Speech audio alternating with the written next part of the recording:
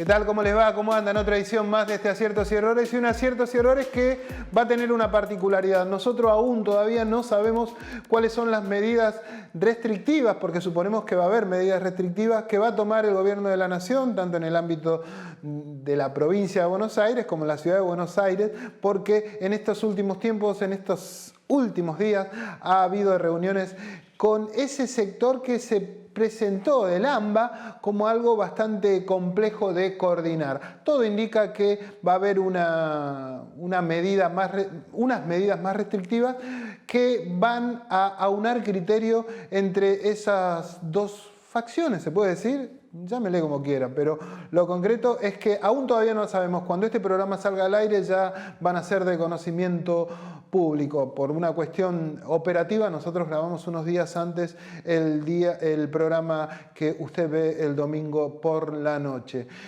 No obstante eso, ha habido una noticia que la verdad que cayó de una manera sorpresiva, y es la muerte del ministro de Transporte, Mario Meoni, en un accidente de tránsito, llamativamente, ¿no? O paradójicamente. Una buena persona con quien nosotros tuvimos la posibilidad de hablar en varias ocasiones y nos recibió en su momento de manera muy amable, aún con temas que tenían que ver con cierta incomodidad, como es el caso puntual del aeropuerto de Palomar, ¿no es cierto? Ahí vemos unas imágenes recordando al funcionario. Muy buena persona, realmente en lo periodístico, yo no he tenido la posibilidad de conocerlo personalmente, pero en lo periodístico siempre con una buena predisposición para el laburo que hacemos de manera habitual nosotros. Un saludo a su familia y bueno, las condolencias del caso.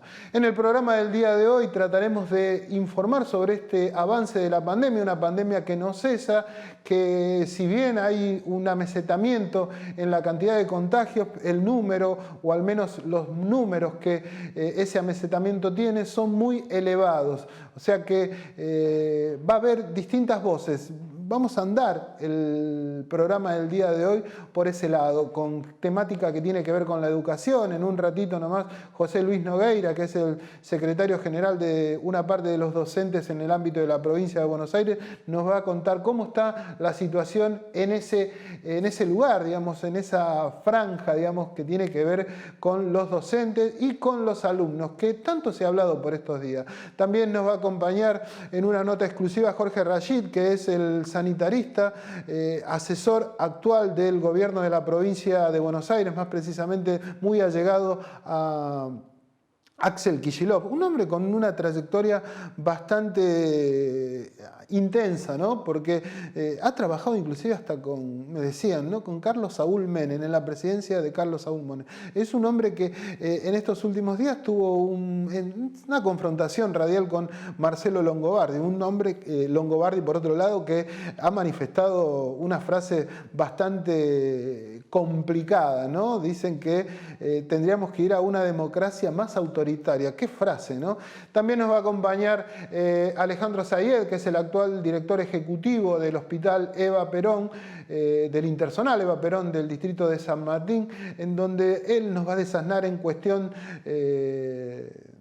con esto que hablan mucho de la falta de camas, predisposición de camas en los distintos lados, para lo cual me va a acompañar Amelia Franchi. En la nota con el Nogueira no me quiero olvidar que me va a acompañar la amiga Gabriela Rojas Pérez, que también es docente y también es periodista. Y por último, una temática que viene a mal traer en los centros de salud de la provincia de Buenos Aires. ¿Se acuerda que hace unos días mostrábamos la situación de los agentes de salud del distrito de La Matanza? Bueno, en esta oportunidad lo vamos a mostrar, pero con agentes de salud del distrito de San Miguel, más precisamente del Hospital Larcade.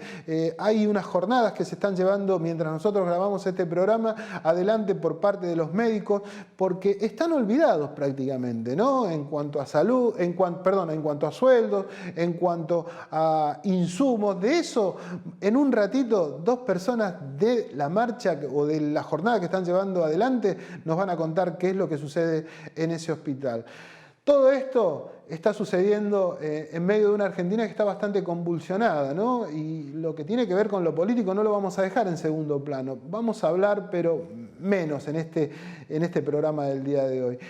Pero hay algo que no me quiero olvidar. Ahí vemos unas imágenes de lo que sucedió en el distrito de Merlo, en donde el propio presidente presentó el programa de fortalecimiento de seguridad junto con Axel Kicillof y el presidente de la Cámara de Diputados, Sergio Massa, algo que había sido una iniciativa del propio Mario Meoni, ¿no? Ahí tuvieron la oportunidad los distintos dirigentes políticos de saludar o de poner en valor todo el funcionamiento que el hombre, toda la función que el hombre había logrado hasta el momento. Pero hay un dato. En esa jornada, el propio presidente Alberto Fernández elevó de manera notoria en su discurso y destacó la función del actual intendente de 3 de febrero, estoy hablando del señor Diego Valenzuela, lo que cayó como un baldazo de agua fría a los distintos actores políticos del municipio de 3 de febrero, actores políticos relacionados con el oficialismo, estoy hablando con parte del peronismo y más precisamente con la cúpula que hoy lleva adelante. Están que trinan sencillamente porque no les pareció adecuado ese elogio que el presidente manifestó al intendente de otro color político. Estas cosas siguen sucediendo, así que así estamos. Nosotros vamos a una pausa y vamos a dar comienzo al programa del día de hoy, que espero, quédese ahí porque va a ser de su agrado.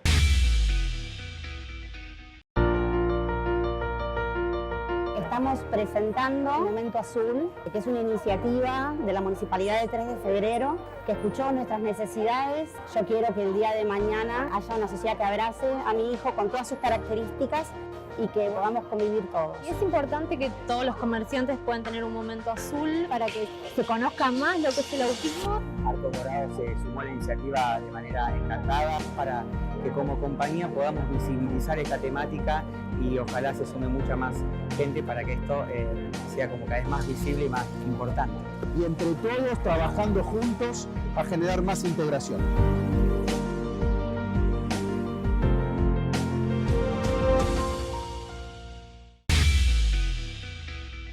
Hablamos al comienzo que íbamos a tocar la temática de la educación y más precisamente en el ámbito de la provincia de Buenos Aires. Me acompaña para este bloque mi amiga, la colega y querida Gabriela Rojas Pérez, que junto con ella decidimos hablar con José Luis Nogueira, que es el secretario general de los docentes en una parte de la provincia de Buenos Aires. La idea es que José Luis nos cuente cómo están viviendo este momento tan particular para la educación argentina y en especial en el ámbito del AMBA, en donde pareciera que hay un formato de educación en lo que tiene que ver con el conurbano o con la provincia de Buenos Aires, y hay otro formato, digamos, con lo que tiene que ver con la ciudad de Buenos Aires. Esa disputa que se ha dado ha puesto en foco la temática de la educación. Antes que nada, José Luis, gracias por tu presencia desde el otro lado, y lo que queríamos más que nada es que nos cuentes vos cómo están procesando todo este momento. Bueno, te agradezco mucho a vos y a Gabriela esta entrevista, esta posibilidad de comunicar desde nuestro sector lo que está pasando como trabajadores de la educación. Hay una cuestión que me gustaría por ahí resaltar o destacar que tiene que ver con la ambigüedad que se ha producido en esto de la presencialidad y la no presencialidad. En realidad nosotros los docentes venimos trabajando, venimos dando clases desde que comenzó la pandemia, de distintas formas, como vos bien dijiste recién, con distintos formatos, tanto virtual como de manera presencial concreta a partir del 1 de marzo de este año, hasta que se dio el decreto, el DNU que sacó el presidente, en donde, bueno, empezaron algunas restricciones en que incluyen el cambio de formato. Me gustó mucho ese término, el cambio de estrategia, ¿no es cierto?, educativa, que tiene que ver con volver a una virtualidad en la cual los docentes y las docentes estamos preparados para trabajar de manera distinta, porque ya abordamos durante el año 2020 toda una práctica con esto. Si bien los insumos no son los que deberíamos tener en cuanto a lo tecnológico, y sabemos que eso se debe a diversas razones, que hubo un abandono prácticamente de lo que es la política de conectividad y el desarrollo que se viene dando en torno a eso. En cuanto a la pregunta que me haces respecto a por qué hay decisiones distintas en la Cava, en Encava, en la Ciudad de Buenos Aires, la verdad que nosotros no lo entendemos, es inexplicable. No puede ser que una avenida, la General Paz, divida Villa Lynch, que sabemos que, por ejemplo, o Ciudadela, que está muy pegado a Capital, y haya una realidad a metros de diferencia de lo que es la Ciudad de Buenos Aires. Así que la verdad que entendemos que es inexplicable la decisión y la actitud que tomó el jefe de gobierno. Antes de darle el pase a mi compañera Gabriela, quiero hacerte esta consulta en función de lo que vos manifestás, José, que tiene que ver con la actitud que también algunos sectores docentes difieren en Capital Federal y en el AMBA, y en el conurbano. Digamos, ¿por qué se da esto también? Pareciera que los docentes, o al menos una parte de los docentes de Capital Federal, conjugan con esta política, digamos, del gobierno de la ciudad. Sí, la verdad que no estoy muy convencido de que estén conjugando con la política de la ciudad, porque hablamos de una desinversión, Enrique. Hay una concreta desinversión en educación en Ciudad de Buenos Aires. Yo no tengo los números ahora, pero son muchos millones de pesos que el gobierno de la Ciudad de Buenos Aires dejó de invertir en educación en el último presupuesto. Y la verdad es que vos sabés muy bien que el ingreso per cápita de la Ciudad de Buenos Aires no es lo mismo que un distrito de conurbano como puede ser La Matanza, por ejemplo, o muchas otras localidades. Entonces digo, si no hay inversión en un distrito como Ciudad de Buenos Aires, donde sabemos que habría posibilidades de invertir en conectividad, en insumos tecnológicos para que los chicos y los docentes se puedan conectar, puedan tener clases virtuales como corresponde.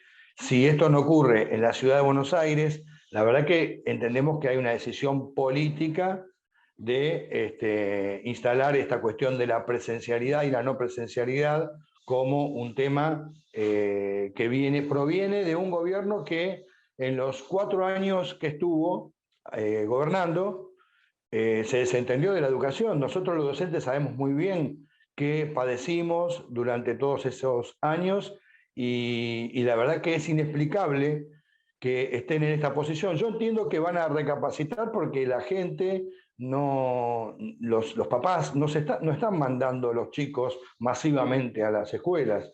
Esto lo sabemos, lo conocemos. Más allá del paro o las medidas de fuerza que puedan hacer los sindicatos como la UTE y los otros sindicatos de Buenos Aires, los papás no están mandando a los hijos a la escuela y porque entienden que estamos en una situación extremadamente grave. O sea, lo que está pasando en el AMBA, o sea, lo que está pasando en el conurbano bonaerense, no es muy diferente a lo que pasa en Ciudad de Buenos Aires. En todo caso, hay una mirada distinta de los gobiernos de ver qué medidas se toman para tratar de priorizar la vida por encima de todo lo demás. No sé si te respondí a la pregunta. No, está perfecto. ¿Qué tal? Buenos días, José Luis, buenos días. Hola. A todos. Bueno, te escuchaba y también me venía esta idea, ¿no?, de que no solamente el sector AMBA es el que no tiene clases presenciales. En realidad, en la Argentina, muchísimos distritos están suspendiendo las clases porque los casos de COVID están explotando en todas las ciudades.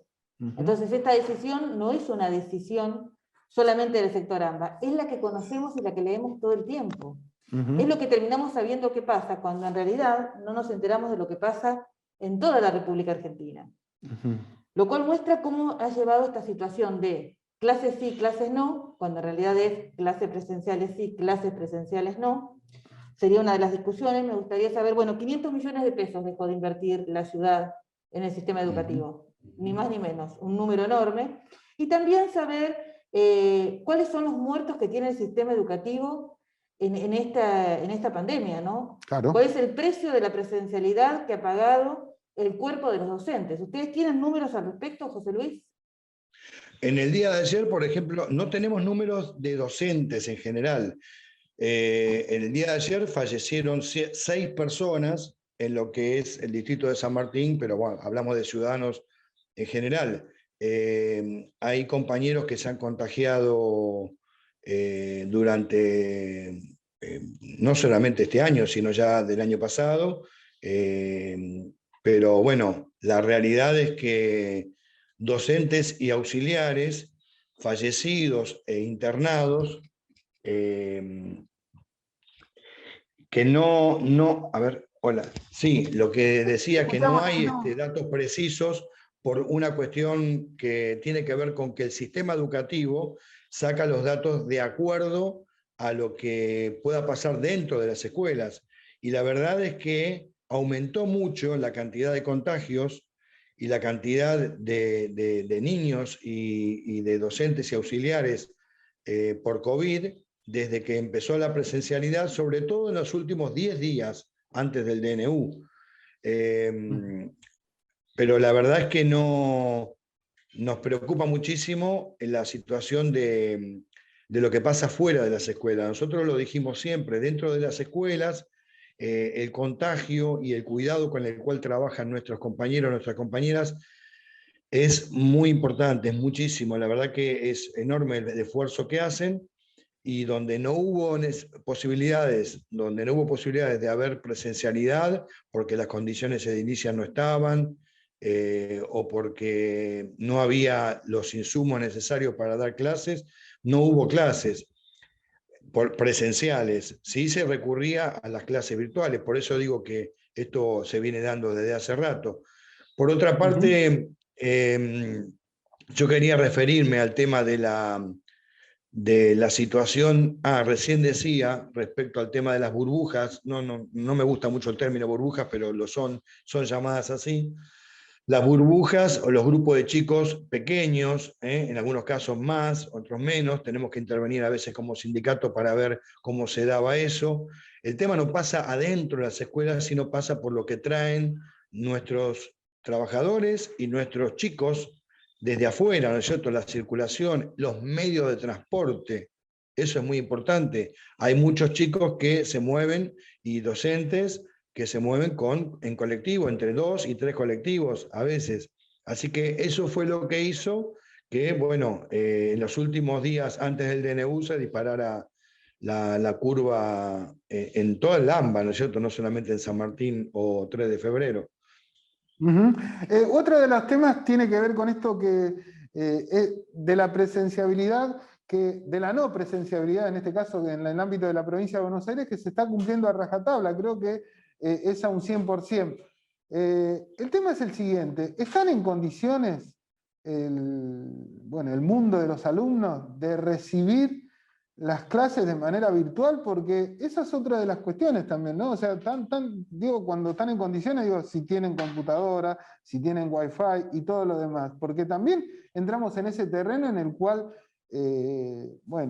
hay lugares o hay hogares en donde eso no es un inconveniente, pero hay otros que sí. Y yo le agregaría a eso: ¿están todos los docentes en condiciones también de poder brindar desde sus hogares clases desde la virtualidad? Digamos, ¿qué recibe el sindicato de sus afiliados, de la estructura docente?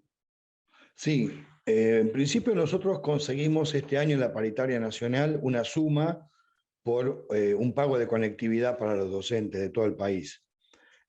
Bueno, si bien obviamente nunca alcanza, pero de alguna manera nos pareció positiva esa intervención y ese acuerdo paritario dentro de, aparte del salario, ¿no? Digo por el tema de la conectividad. De todos modos, hay algo que no podemos dejar de tener en cuenta. Acá hubo 4 años, desde el 2016, que se desconectó el conectar. Yo digo se desconectó el conectar porque una decisión política, el conectar igualdad dejó de existir, no se proveyeron más computadoras a los alumnos y a los docentes, no se actualizaron, se desmontó todo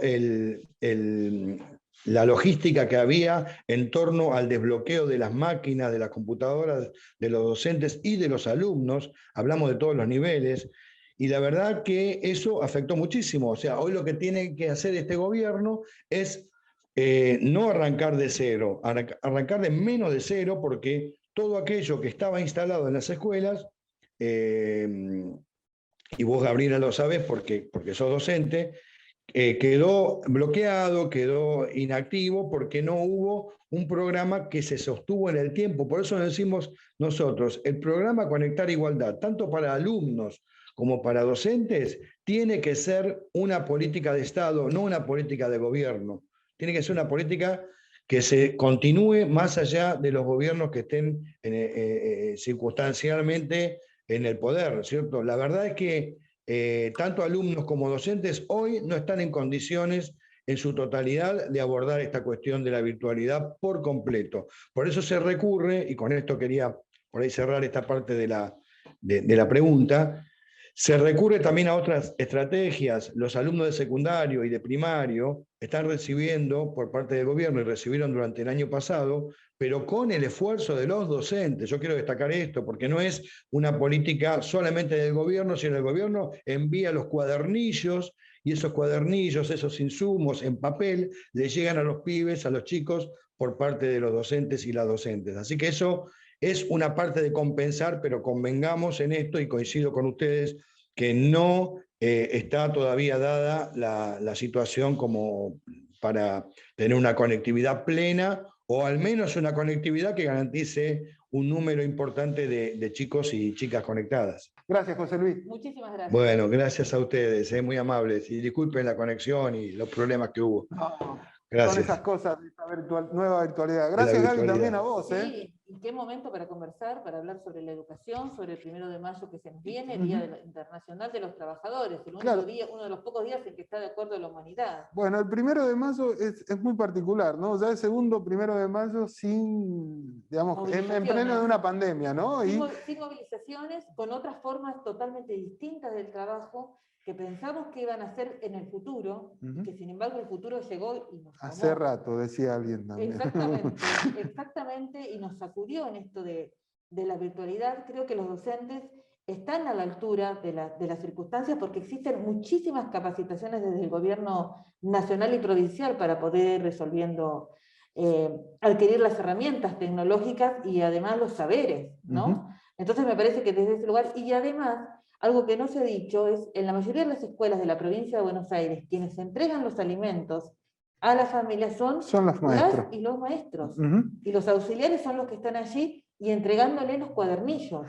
Tal cual. Para aquellos alumnos que no pueden conectarse en la virtualidad, existe un cuadernillo que deben traer completo la próxima vez que retiran los alimentos.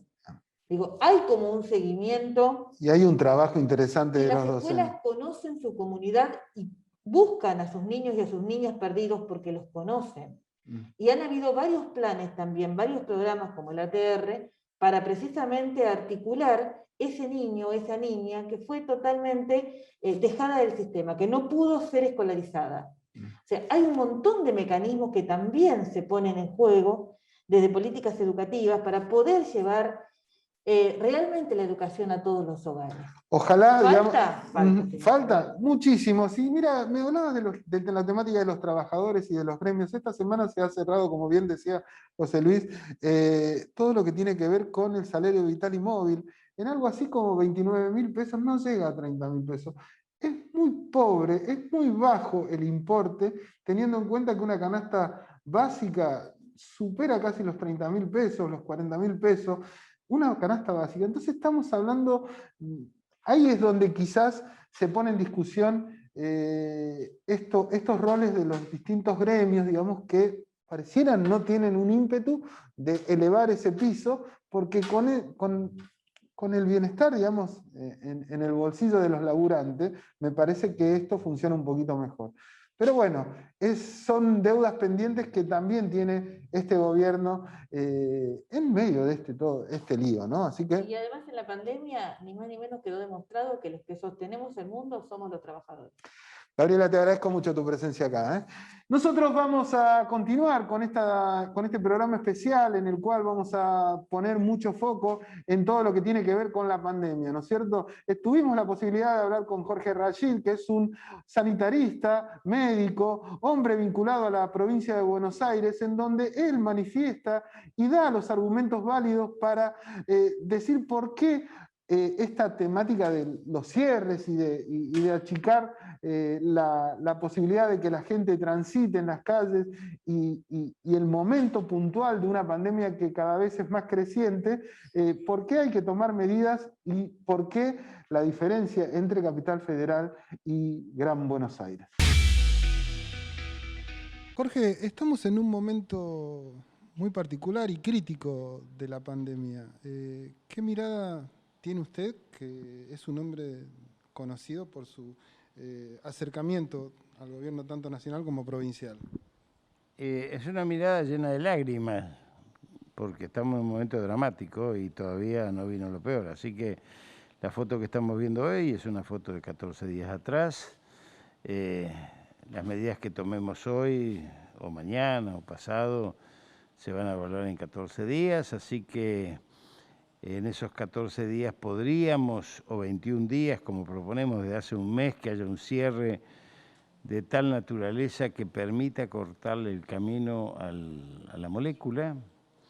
Si no le cortamos el camino a la molécula, el virus comunitario se va a hacer un festín, como se está haciendo, y todavía no llegó a ser prevalente la variante Manaus, o la inglesa va a tener menos incidencia, la de Río de Janeiro también, la sudafricana también, pero después se nos va a venir la India, se nos van a venir todas si no tomamos medidas muy drásticas de cerrar las fronteras, prohibir los vuelos externos.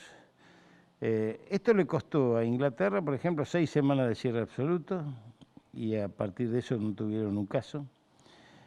Tenemos que ir hacia un cierre total de todas las actividades que impliquen movilización comunitaria, solamente dejando las actividades productivas que puedan autoabastecerse, de traslado sin circulación comunitaria de los trabajadores, preservando parte de este crecimiento económico que hoy tiene la Argentina, que por suerte es un rebote que está yendo bien, porque lo que logramos hasta ahora puede llegar a perderse por esta puja que se ha desatado alrededor de una excusa que no tiene nada que ver con la educación, que es la presencialidad.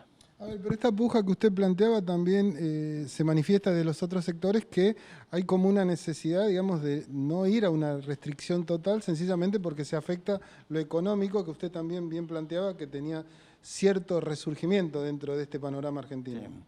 Seguramente las familias, 62.000 familias que han perdido a sus familiares, tienen problemas económicos, no me cabe la menor duda. No se asume que es un proceso de guerra, donde hay que sobrevivir en condiciones mínimas. No se asume de que hoy tenemos prácticamente colmadas las salas de los hospitales Garrahan y Gutiérrez de niños y que se están muriendo los niños. No se asume que el año pasado tuvimos 350 niños muertos. En la provincia de Buenos Aires tuvimos 28 chicos muertos menores de 7 años. Entonces, si no se asume que estamos en un periodo de guerra, en medio de una campaña de vacunación masiva, que justamente en el día de la fecha, hoy, en provincia de Buenos Aires estamos terminando de vacunar a los mayores de 70 y cerrando el grupo de riesgo, quizás en 3 semanas más. Y cerrar el grupo de riesgo tiene un significado sanitario impresionante, por eso lo digo en términos epidemiológicos. El 85% de los 62.000 muertos que tiene la Argentina hasta hoy se explican con el grupo de riesgo. O sea que si nosotros vacunamos, tenemos vacunados, ese grupo le estamos robando, le estamos sacando a la muerte una gran cantidad de argentinos, le estamos preservando la vida. Por lo tanto, las medidas son preventivas y para cuidar la vida. Se manifiesta entonces que esta puja que se da entre capital y provincia es ni más ni menos que política y no con una razón de ser, sencillamente porque evidentemente la General Paz que lo separa hace tener miradas distintas y no pareciera que haya tanta distancia para que así suceda, ¿no? Mire, yo le voy a dar un solo dato que lo conoce Quirós, que lo conoce Larreta. La tasa de incidencia en cualquier país del mundo, arriba de 200, suspende todas las actividades. Alemania, Italia, Estados Unidos, busque el país que quiera. Y no sé si en Marte no harán lo mismo, menos en la ciudad de Buenos Aires. Y esto lo sabe la ciudad de Buenos Aires hace ya más de 15 días. Por lo tanto, sabía lo que iba a suceder. Y llegó a tener 1.250 cada 100.000 habitantes. Ahora tiene 700 cada 100.000 habitantes. O sea, 3 veces más que una tasa de incidencia que cierra todo. Esto es prácticamente criminal. Yo lo digo con todas las letras. Porque ellos, el mismo ministro de Salud de la ciudad de Buenos Aires, hace 15 días emitió una resolución a todos los hospitales, a los 33 hospitales de la ciudad de Buenos Aires, planteando que se desprogramaban todas las consultas programadas, los estudios programados y las internaciones programadas para atender exclusivamente al COVID. Saben lo que iban a pasar porque lo charlaron con nosotros y nos dijeron, mire, nos van a tener que ayudar si se nos desborda. Y bueno, ¿por qué no toman medidas? Y porque no podemos. ¿Por qué? Y porque hay sectores muy reaccionarios dentro de nuestra fuerza. Lo dijeron con toda la letra, el otro día lo dijo Quirós en una conferencia de prensa. Entonces, ¿qué tengo que dar explicaciones yo? La verdad que esto no hay que dar ninguna explicación. Están poniendo de rehenes a 45 millones de argentinos porque todos sabemos que lo que pasa en la ciudad de Buenos Aires se desparrama como una sepsis, perdón el término desparramar, pero se propaga como una sepsis en el resto del país. Ya nos pasó una vez, vamos a permitir que nos siga pasando. Miren, si nosotros no cerramos hoy, mañana o pasado, vamos a un cuadro dramático donde ya hoy no tenemos prácticamente capacidad, no de oxígeno. Algunos dicen, están fallando las plantas de oxígeno. No, ¿sabe lo que nos falla? No tenemos tiempo a reponerlo ante la demanda que hay. Entonces esto está sucediendo y a mí me gustaría que en vez de entrevistarme a mí, entrevisten, vayan y se metan en la sala de terapia intensiva o que sea de afuera para ver lo febril, donde cada vez hay menos trabajadores porque se van contagiando, algunos que van muriendo y otros que las familias no los dejan volver, porque tienen miedo. Estamos combatiendo, es una guerra, y en una guerra, como bien decía Adrián Paenza, cuando en Inglaterra, en Londres, sonaban las sirenas, los ricos, los pobres, los indigentes, los comerciantes, todos corrían a las cloacas inmundas llenas de ratas a proteger su vida, salvo en la ciudad de Buenos Aires, donde hay que ir a tomar cerveza sin barbijo. Comenzó la campaña de vacunación contra el COVID-19. Si sos personal de salud, mayor de 60 años, personal de seguridad, docente o auxiliar, o si tenés entre 18 y 59 años y presentás factores de riesgo, anotate en vacunatepba.gba.gov.ar. Vacunate, te cuidas vos y nos cuidas a todas y todos. San Martín, Estado presente. Te presentamos Doctoros de PIM, un servicio de nuestra obra social, por el cual podés comunicarte con un médico a través de videollamadas las 24 horas del día, los 7 días a la semana. Baja la aplicación y sumate a la telemedicina a través de tu consulta médica online, sin salir de tu casa. OSDEPIM, te estamos cuidando.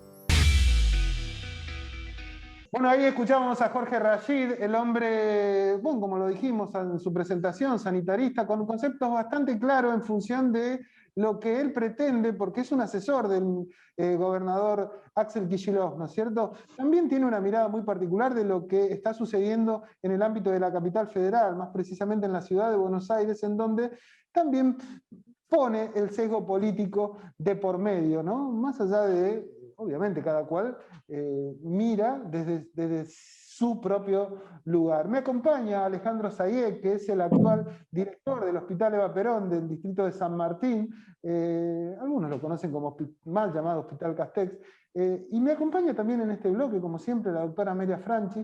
Con él queremos hablar de esta temática que tiene a mal traer con la información de manera cotidiana en función de la disponibilidad de cama en el ámbito del conurbano bonaerense, y más precisamente en el ámbito de la provincia de Buenos Aires. Alejandro, gracias por tu presencia acá en Aciertos y Errores.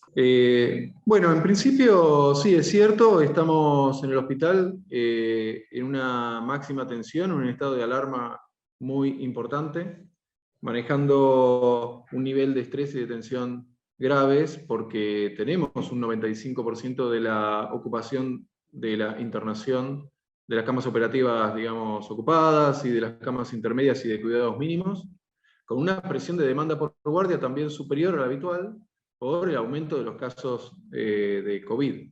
Si bien esta última semana, también está bueno decirlo, tenemos una estabilidad en el crecimiento, no hay crecimiento de casos, eso nos da cierta posibilidad de descarga del hospital, pero con una meseta muy alta que hace que el sistema siga tensionado, y ante cualquier futura aumento de esta demanda puede ser que el hospital pueda llegar a entrar en un colapso.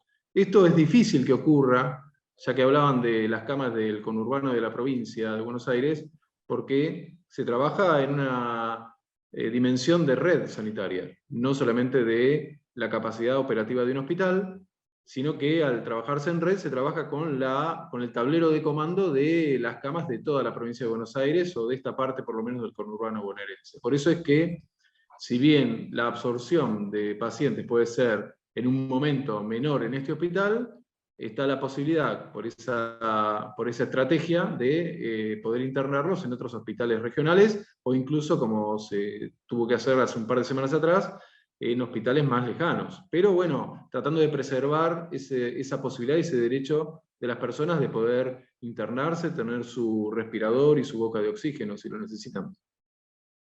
Pero ese crecimiento, digamos, a pesar de este amesetamiento que vos planteás, ¿no puede accionar como una mancha de aceite, como pasó en la primera parte de la pandemia, digamos, irse hacia el adentro y complicar más la situación? Sí, en realidad ocurrió, el año pasado estaba volviendo a ocurrir de nuevo en esta etapa, en la cual estamos viendo el epicentro en la zona del AMBA, sobre todo Ciudad de Buenos Aires, con un aumento en la incidencia de hasta 1.200 casos cada 100.000 habitantes, cosa que no teníamos, obviamente, el año pasado, y en la provincia de Buenos Aires hasta 900 casos por cada 100.000 habitantes. Estamos en este momento con una incidencia de casos de 2,5 veces a 3 veces más que el año pasado, que en el peor momento del año pasado. Esto lo conversábamos en algunos comités de crisis en esta semana pasada, que estamos transitando el peor momento desde que empezó esta pandemia, por lo menos en nuestro país, desde marzo del año pasado, con un promedio de casos ahora en la provincia de Buenos Aires de 11.000, un promedio de 11.000, 12.000 casos, para un pico máximo de agosto del año pasado de 5.000. Por eso piensen ustedes que estamos con un 95% de camas ocupadas, con una presión de demanda por guardia, con hisopados con alta positividad, que proyecta una mayor cantidad de internación en las próximas semanas. Por eso es que se hace imprescindible tener medidas que sean concordantes, más allá de las medidas hospitalarias y sanitarias, con medidas que a nivel gubernamental, tanto nacionales, provinciales y municipales, estén a la altura de poder cortar o bajar esta curva de contagios que es tan pronunciada, que es exponencial, y que inevitablemente, si sigue de esta manera, se llega al colapso, o hay una amenaza de colapso sanitario. Alejandro, una pregunta, se habla de que es más joven la cantidad de personas que se están internando, y que además está llegando a un porcentaje alto también en las terapias intensivas, pacientes jóvenes, menores de 60, menores de 50 casi sería la estadística, y que hay mucho menos cantidad. Esto se supone que ha sido por la vacuna, y hubo algunos trabajos donde se plantea que solo un 5% de las personas vacunadas de una sola dosis fueron las que tuvieron que internarse. Es todo lo que habla claras de que la vacuna es imprescindible dentro de lo que estamos en esta situación de pandemia. ¿Qué situación hay con las personas jóvenes y adolescentes y niños que estén consultando por COVID en el hospital. Bueno, sí, como decís, Amelia, es un rasgo característico de esta etapa, de esta segunda ola, que quizás la cuestión de explicación es multivariable. Una puede ser el tema de las vacunas, porque estamos llegando a más del 95% de las personas mayores de 70 años ya vacunadas, con las personas de factores de riesgo, los que tienen comorbilidades también arriba de un 70%, junto con el personal sanitario, que es muy importante decirlo, que ya está prácticamente todo vacunado. Eso puede tener algún tipo de explicación en el hecho de que las personas adultas mayores no están siendo las de mayor cantidad de ingresos en las terapias intensivas. Quizás también las personas mayores tienen mayor conciencia del cuidado, del autocuidado, por la amenaza que sobre ellos incide esta enfermedad. Recordemos que una persona mayor de 70 años tiene más del 60% de mortalidad cuando entra a una terapia intensiva. Junto a todo esto y las menores condiciones de cuidado, quizás en adultos menores o adultos jóvenes, y el hecho de la menor adherencia quizás a los cuidados, es que estamos asistiendo a una mayor cantidad de pacientes adultos jóvenes, asociado también a esto de la vacuna que decían, y probablemente también a la aparición de nuevas cepas, que no las conocemos muy bien, pero que son de mayor contagiosidad, y en el número, como yo les decía, estamos más del doble del número de contagiados del año pasado, hace que potencialmente la cantidad de internados y de formas graves también numéricamente sea mayor, porque el porcentaje es mayor de la cantidad de contagiados, y por eso es que estamos viendo un promedio en nuestra terapia intensiva de personas de 53, 54 años de COVID en la terapia intensiva del hospital. Doctor, ya para ir culminando y antes que nada agradecerle su presencia acá en Aciertos y Errores, estamos a instancia, a horas nomás, de conocer las nuevas medidas que va a tomar el gobierno de la Nación en función de esta situación que nos depara la pandemia. Se habla mucho de mayores restricciones, digamos, a las que ya hay. ¿Usted acuerda con esta política de ir hacia más restricciones? En algunos casos hablan de cierres totales, creo que no se va a dar, ¿no? Pero aun cuando se está de acuerdo en esto por el momento de la pandemia en sí mismo. En referencia a las restricciones y a las medidas que se tienen que tomar desde el punto de vista del Estado, desde el punto de vista gubernamental, en principio estoy de acuerdo, porque como les decía previamente, no hay medida sanitaria que pueda acaparar y que haga que el sistema sanitario no se sature. El sistema sanitario indefectiblemente se va a saturar y colapsar si no hay medidas desde el nivel central que haga que haya una menor circulación, porque esa menor circulación comunitaria es menor circulación del virus, y algunas cosas de las que aprendimos el año pasado es que cuanto mayor circulación comunitaria hay mayor curva de contagios.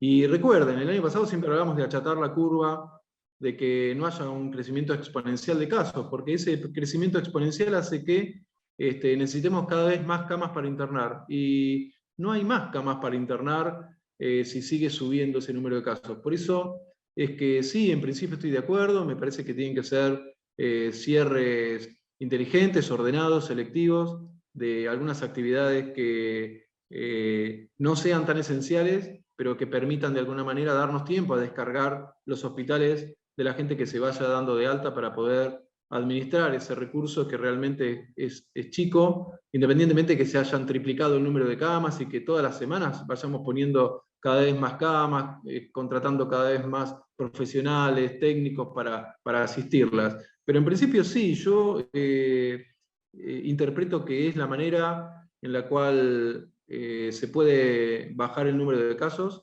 Hay que administrar este número de casos que tenemos ahora, que es una estabilidad pero muy alta, una meseta muy alta, porque si nosotros arrancamos el pico que estamos previendo para la época de invierno y probablemente para el desarrollo mayor de las nuevas cepas, no va a alcanzar el sistema sanitario para junio. Entonces, ahora lo que tenemos que hacer es al menos bajar a la mitad el número de contagios en esta etapa, para, en todo caso, poder en la tercera ola o en el próximo pico, afrontar, digamos, sin estar esperando que se colapse el sistema, porque el colapso del sistema es no posibilidad de asistencia, no posibilidad de oxígeno, Estos últimos días estuve viendo, bueno, como quizás ustedes también, imágenes de la India, en las cuales la gente literalmente se está muriendo en las veredas de los hospitales, esperando a poder entrar y no poder entrar.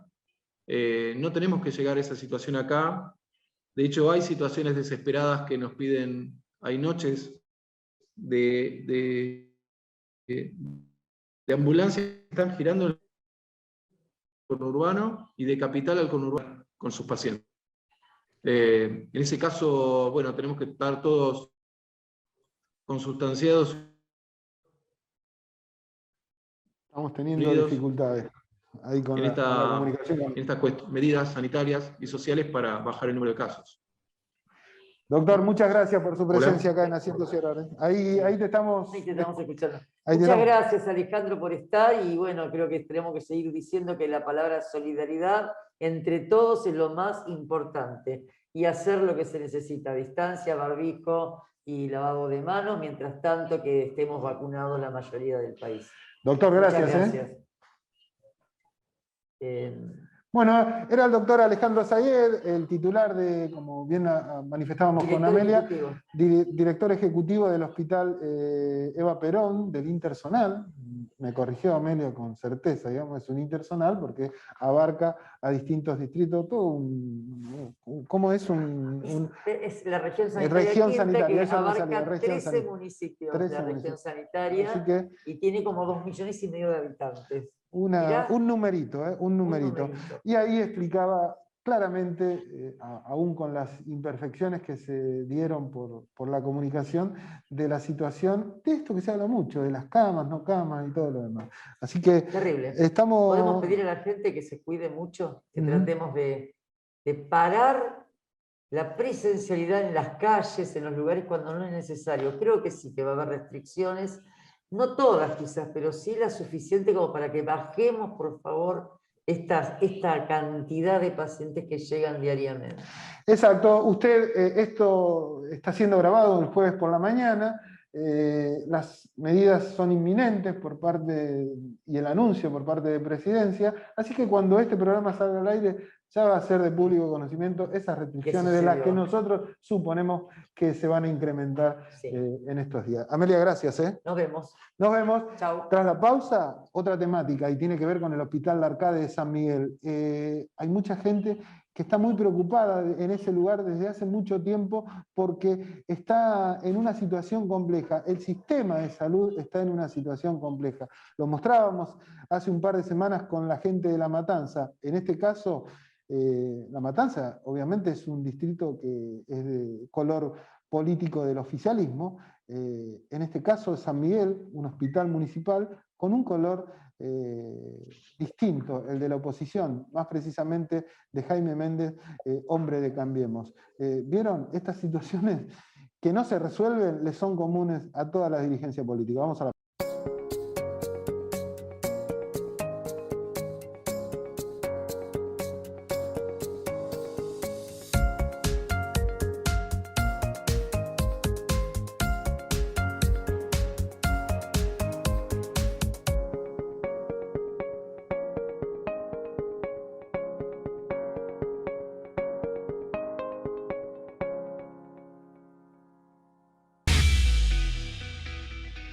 Bueno, como lo dijimos, estamos comunicados vía Zoom con la gente del Hospital Larcade en el distrito de San Miguel. Están teniendo un conflicto hace muchos días, porque quizás esta es la pata floja de toda esta situación, de todo este lío, sencillamente porque lo que por ahí pregona en algunos lugares la provincia de Buenos Aires, o los distintos intendentes de distinto color político, después no se da en la realidad. Lo mostrábamos días pasados con la gente y con los agentes de salud del distrito de La Matanza, en donde también tienen un reclamo por los salarios, por la situación en la que están trabajando, y en esta oportunidad estamos en este momento, mientras nosotros grabamos este programa, la gente del Larcade está llevando adelante una jornada, digamos, de protesta, y más que nada prefiero que nos cuenten las que están ahí, las agentes de salud, Jimena y Martina, que son dos chicas que están participando en este momento. Antes que nada, gracias por su presencia acá en el programa, y cuéntenos ustedes qué es lo que está pasando en el arcade de San Miguel. Bueno, ante todo, buenos días a todos. Buenos días, gracias por estar. Gracias por aceptarnos para poder explicar un poquito lo que está pasando acá en el municipio. Actualmente estamos bajo condiciones de trabajo paupérrimas, ¿sí? Esto quiere decir básicamente en donde los empleados de salud no son reconocidos como tal, están mensualizados. Esto quiere decir en que no son planta permanente, no tienen un sueldo acorde. Los sueldos de estas personas de salud que van desde lo que es administrativos, limpieza, enfermería, técnicos de distintos rubros y médicos son sueldos muy bajos, ¿sí? Estamos hablando de promedio entre 14.000 y 19.000 por mes, ¿sí? Esos son los sueldos fijos que nos están teniendo el municipio en este momento.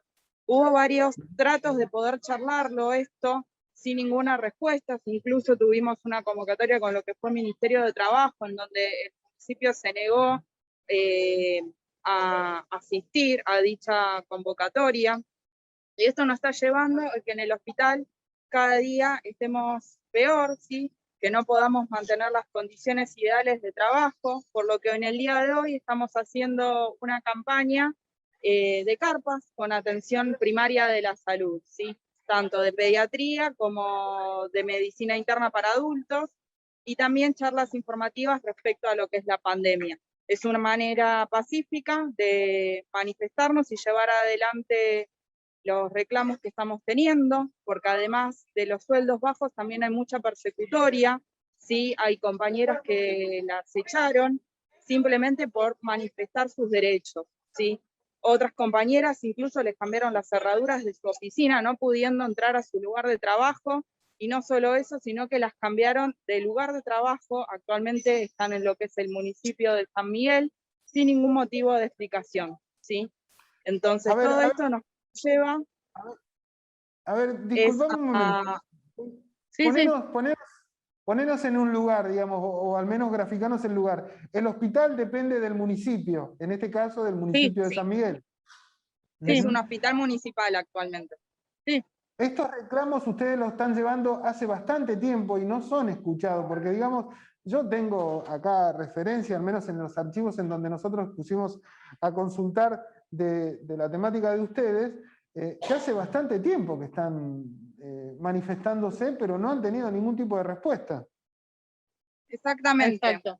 Hace 3 meses que estamos con estos reclamos, con diferentes marchas, diferentes convocatorias, diferentes pedidos, y hablando con diferentes personajes que supuestamente son allegados del actual intendente Méndez, entre ellos Calvente, que lo único que hicieron fue dilatar las cosas y encima amedrentar al personal de salud del hospital. Así que estamos dispuestos a escucharlos, ver qué tiene para ofrecernos la municipalidad, ver qué pueden decir respecto a cómo tienen a sus trabajadores supuestamente esenciales. Jaime Méndez es el intendente de San Miguel, pero ¿quién es el encargado de esa área o del secretario de salud, director de salud? No sé cuál es el rol en el caso puntual de ese Hasta distrito. ahora con la persona que hemos intermediario a través de Méndez fue Calvente, que todavía no sabemos qué rol cumple en la municipalidad ni qué cargo tiene. Nunca se presentó y nunca dijo. Se le pregunta y en ningún momento nos dice qué cargo ocupa ni cuál es su función. Ingresa al hospital, entra y sale, pero en ningún momento nos explicó qué función tiene, ni en el hospital ni en el municipio. Habla en nombre del municipio el hombre. Sí, hola. ¿Me escuchás? El apellido es Calvente, el nombre no te sabría decir. No, digo que él habla en nombre del municipio, digo. Él habla en nombre de Méndez. Ah, bueno, mira, sería interesante que además de hablar de soluciones, ¿no es cierto? ¿En qué consiste este tipo de jornada? El hospital está funcionando, ¿no es cierto? Sí. Esto no es un paro, sí. Esto no es un paro, el hospital sigue funcionando, se sigue atendiendo a la gente, las guardias siguen funcionando, las salas están funcionando, los que estamos acá nos estamos turnando para estar, incluso somos personal de salud que en este momento no está oficialmente en horario de trabajo. Sí. Yo, por ejemplo, estoy posguardia y muchos nos quedamos posguardia a colaborar un rato en cada carpa. Ujú. Una vez cumplido el Jimena, horario, nos quedamos un rato más. no puedo dejar de preguntarles cuál es la situación en lo que tiene que ver con esto que se está hablando mucho en estos días, y es la disponibilidad de camas de los distintos lugares, y al menos puntualmente si ustedes saben de lo que compete a ese distrito, en San Miguel puntualmente. El Sí, hospital de San respecto Miguel, a lo ¿no? que es disponibilidad de camas en adultos, estamos sobrepasados, ¿sí? Lo que es clínica médica consta de 2 salas, e incluso hemos tenido pacientes con requerimiento de intubación, es decir, asistencia mecánica ventilatoria en la sala, ¿sí? Por falta de disposición de cama en terapia. Sí, mismo en la guardia también externa se han dejado pacientes intubados con requerimiento de terapia. Está sobrepasado por todo lo que es la pandemia, estructuralmente no está preparado el hospital para poder soportarlo, y encima en las condiciones laborales. Este reclamo es justamente para que se haga visible todo esto. Primero, en las condiciones en que trabajamos; segundo, la calidad de salud que le estamos dando a la gente, porque no podemos responder frente a la demanda que está imponiendo en este momento la pandemia. En Morón volvió el día verde. Los miércoles solo sacar residuos reciclables. Solo residuos reciclables. Como papel, cartón, plástico, vidrios y metales. Todos limpios y secos. Municipio de Morón. Corazón del Oeste. Si usted tiene un problema jurídico, no lo dude. Consulte a un abogado matriculado. Se lo aconseja el Colegio de Abogados de San Martín. Llame al 4754-2139, Avenida Ricardo Balbín, 1750 San Martín. Bueno, nos vamos. Me saco el barbijo porque así comenzamos el programa y así lo vamos a terminar.